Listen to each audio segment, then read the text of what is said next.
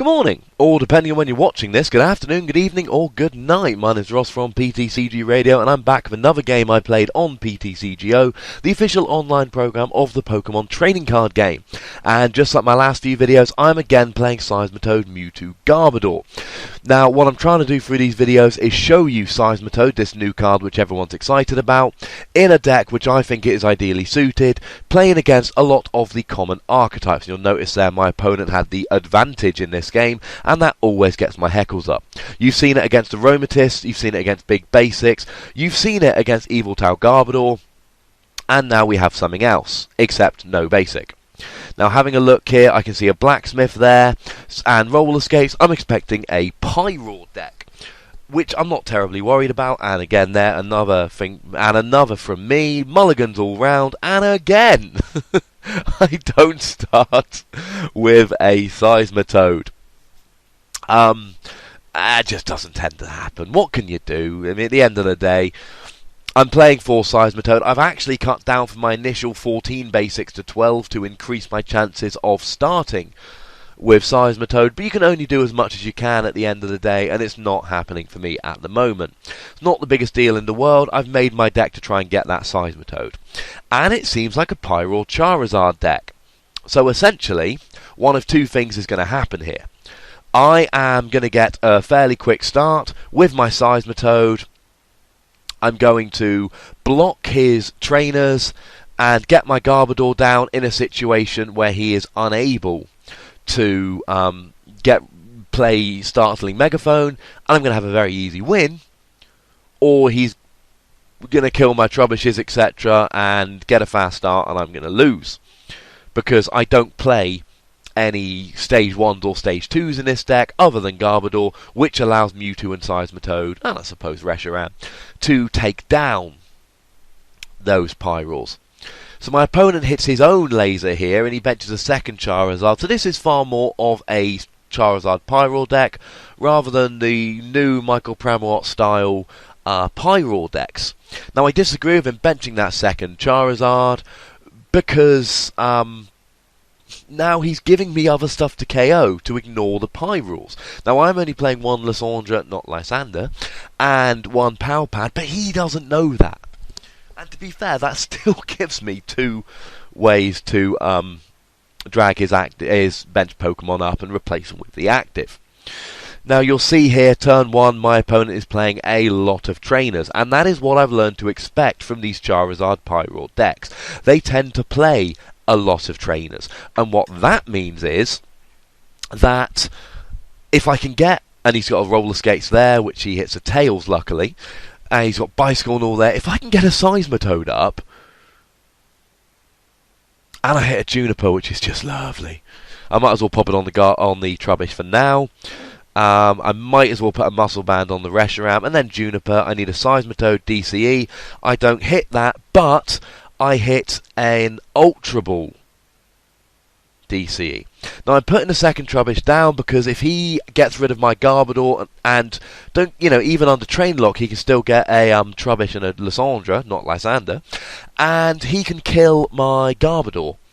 So I need to try and get both out just in case. But there's a Seismitoad, there's a DCE, I've got a Colress for next turn, and now this is looking in my favour. Now, if he's able to hit a Blacksmith, and I'm just going to put a Colress Juniper back in my deck to get the consistency going. If he can hit a Blacksmith DCE, I don't know how many fire he's got in the discard, but if he can hit a Blacksmith DCE, then he could KO. Oh, actually, no, he can't KO my Seismitoad because he can't play Muscle Band or Laser. Now, I've used both my max potions early here, but at the end of the day, this now is an almost unlosable position. Now, he's going to draw up my Trubbish, meaning I'm going to need to hit a Escape Rope or something next turn. Although I hit that, which is quite nice. And I actually whiff it, but I hit a DCE. Now, see, I haven't used my Escape Rope, although I have used, I think, at least 2 of my free float stones. And I have a quick think here, but actually, why do I care giving up a DCE to retreat that Trubbish? Yeah, it kind of sucks, but I've got 2 DCEs down, and at the end of the day, I've basically won this game at this stage. Now I do need a Garbodor. If he evolves into Pyroar, then I'm potentially in trouble, but his Pyroar will be two-hitting me if he chooses to discard the Fire Energy.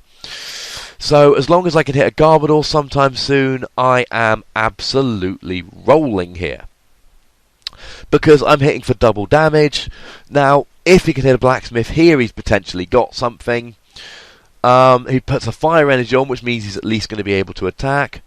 So he's going to hit me for 60, and I draw into the Garbodor. Now Pyroar doesn't worry me. He's two-hitting me while I can one-hit him with Muscle Band and a Laser. I start building up a second Seismitoad with Water Energy. I hit the Laser there. And the question is, do I end? Do I Juniper? I don't really want to go down to 4 cards and put him up to 6. I don't really want to discard 3 supporters. I could just play nothing, and that's what I'm going to do. I'm basically saving the energy there. Next turn I can pop that energy onto Seismitoad, play the Juniper, and at this stage what really is... Now, had he had a Fire Energy there, that would have been scary. But he didn't have a Fire Energy. His draw engine is probably... It seems to be built around bicycles and roller skates. He can't play any of them. Now here I can even take the Mick just a little bit. I can get a second Garbodor going.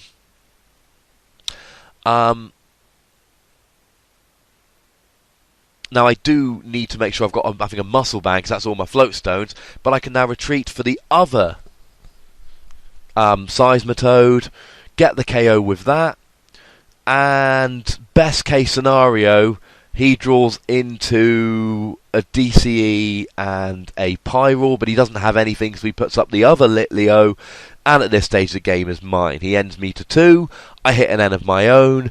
But really, and this is one of the things I like about Seismitoad that you'll have seen from the last couple of games, once you're rolling with the Trainer Lock, if your opponent has nothing, you don't need anything.